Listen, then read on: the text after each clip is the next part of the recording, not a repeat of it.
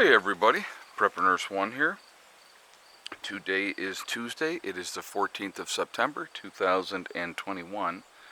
So first of all, it's Becky's birthday today. I probably won't say her age. You guys probably already know, but it doesn't really matter. But anyway, so today is her birthday. So before we jump into this video, really quickly, I just want to remind everybody, at the end of this month, October 1st, the prices of the freeze-dried legacy food is going up. And so I have to put the price increases in then. So what I've decided to do, because the prices are going up, I'm doing a sale, which we started yesterday, to help you save a little bit money before the price increase. And so if you go to my website, preppernurse1.com, you click on store, it will drop down, you will see legacy foods. You click on that, it will take you to the store within the website. If you decide to make a purchase of the freeze-dried legacy foods, 20% will come off automatically when you check out. So it's a savings within the savings. So it is a way to save you guys some money before the price increases come up. And so I wanted to do that for you guys. 25-year shelf life, GMO free, gluten options available for those that want it. It is also vegan, but beef and chicken can be purchased separately. So I would encourage you to take advantage of that. It's a good thing to have in your long-term food storage. Like I said, 25-year shelf life. You put it in a nice, cool, dark place, and you don't even have to think about it. All right, so let's get into this video. Look at a beautiful breeze going today. Really, really nice. I know I like it when it's like this. To be honest with you, I really do. All right, so we're going to talk about this first. Isle of Man. People know what Isle of Man is, where they do the race every year with the high-speed races, where motorcyclists come there to test their skills, and generally every year at least one motorcyclist dies every single year. All right, it happens all the time. They do it, but they do it every single year. So now let's talk about the Canary Islands. All right, there is a volcano on one of the Canary Islands, and the island, hold on a second, let me just, the island of La Palma. All right, so some of you may have not heard of this, some of you may. It's owned by Spain. It's a nice vacation destination for Spain. It is the 5th largest of the Canary Islands off the coast of Africa, and La Palma faces directly towards the east coast. And there is a huge crack from the 1949 volcano eruption that ended up having a fissure in there. Now there was another eruption in 1971 that was not as large, but the last major eruption was 1949. Well, there's this huge crack of land that is twice the size of the Isle of Man. And what they're saying is when this, not a matter of if, so just remember how I'm saying this. There's a big difference between if and when. It's a matter of time with another future eruption that will slide off into the ocean. This huge chunk of rock and land will slide off into the ocean, which will cause a huge tsunami that will go directly to the east coast. All right. So as of Saturday, they have had an increase of earthquake activity on La Palma. They've had 350 tremors so far. 14 of them were above a 3.0. 226 of them were between a 2.0 and a 2.9. So pretty decent activity. It's a very active well, they're saying it's dormant, but it's one of those things that when it pops up, it'll pop up and it'll start, it'll start going again. But so when this event does happen, which it will at some point in the future, it's not a matter of if, it's a matter of when. All right, this huge slab of rock and stuff will slide off into the ocean, causing a huge tsunami that's going to go directly to the east coast. Now the projections, okay, are saying that by the time it hits the east coast, it will be down to 100-foot high wall of water, traveling at 500 plus miles an hour. Now I want you to think about that for a second. Think about where you're standing, wherever you are, especially if you're on the coast, and imagine a 100-foot tall wave of water coming, traveling at 500 miles an hour. Nothing's going to stand a chance. New York City would be wiped out. The whole state of Florida pretty much would be wiped out, because they don't really have any high land in Florida. You know, a lot of Florida is about 4 foot above sea level, right? It's not really super high. So a 100-foot wall of water would sweep right over the top of Florida, destroying everything in its path. The projections are saying that up to 65 million Americans would die. Now here's the good news with that, okay? You will have a bit of a warning. If this volcano does erupt and that part of the land sloshes off and goes into the ocean, there's going to be about an 8-hour window. We'll know that this thing is coming, so we'll have about an 8-hour window. Now, of course, if it's the middle of the night and you're sleeping, it's not like you're going to have your TV on or your phone on or whatever the case may be to get that alert to know what's going on. So a lot of people would probably sleep right through it until it was too late. But think about the logistics of evacuating everyone from New York City.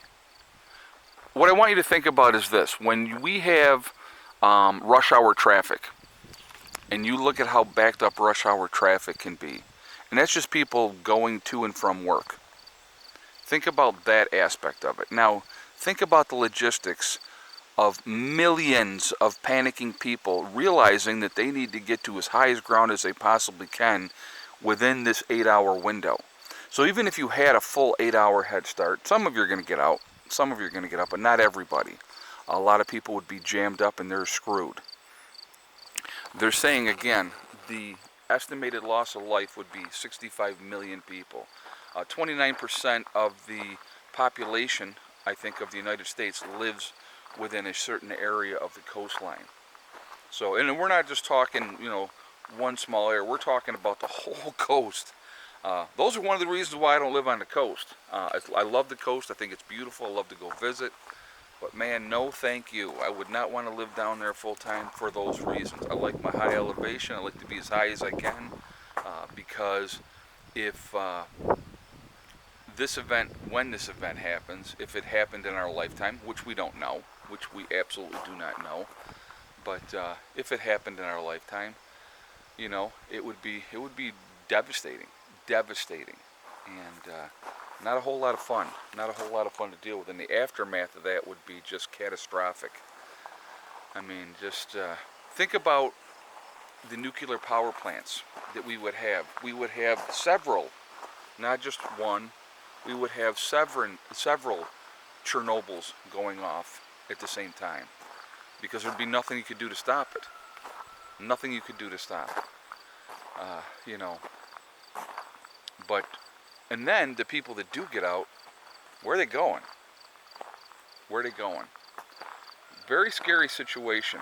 But so anyway, this Canary Island, La Palma, that volcano they've increased the warning level to yellow, which means they're not sure, they don't think that it's going to go off, but they just want people to be aware of what's happening. And, and that's, I think 85,000 people live on the island. It's 276 square miles. It's a big island, big island. But that crack that developed after the 1949 volcanic eruption, it's there.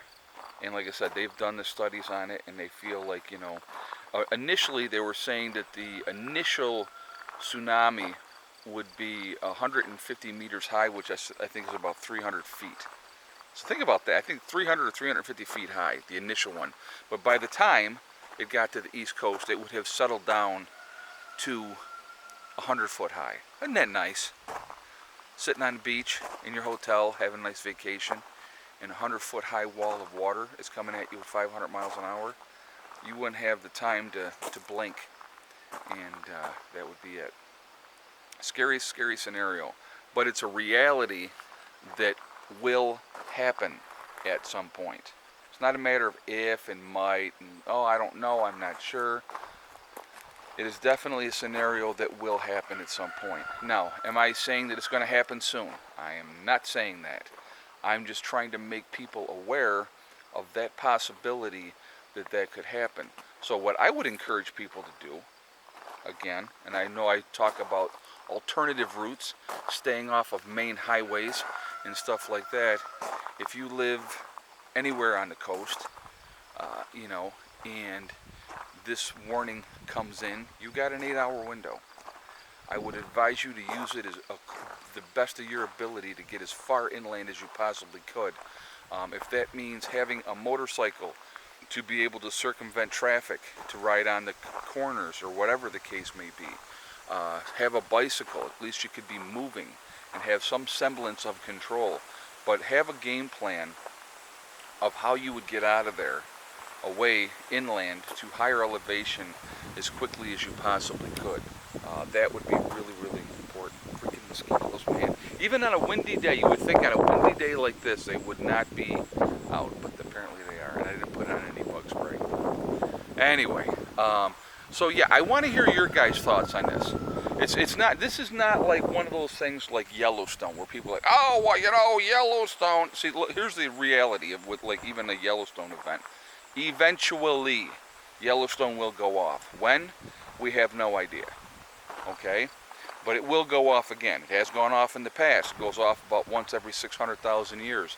I think the last major volcanic activity at Yellowstone, as far as a volcano eruption, was 640,000 years ago. That's what they're saying.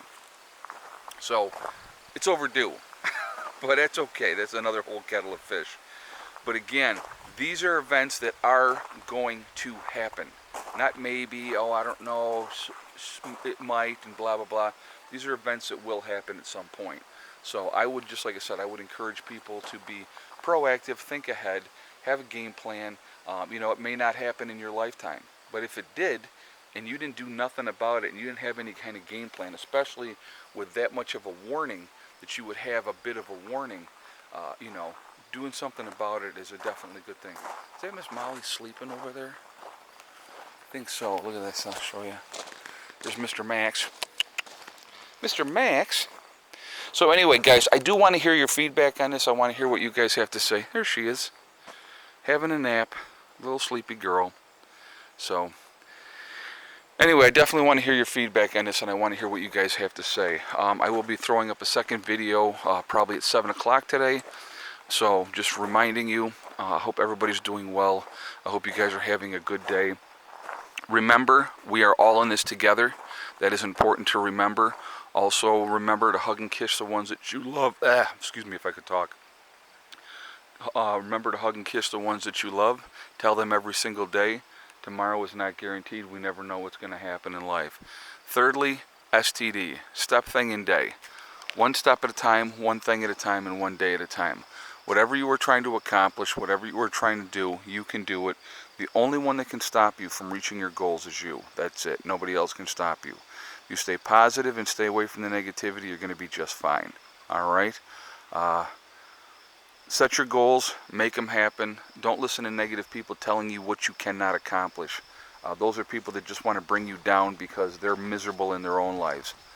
You can accomplish anything you want to do. It doesn't necessarily have to be about prepping, living off grid. It's whatever you're trying to accomplish. All right? I will talk to you all later. I hope everybody has an absolutely fantastic day. Prepper Nurse 1, out for now.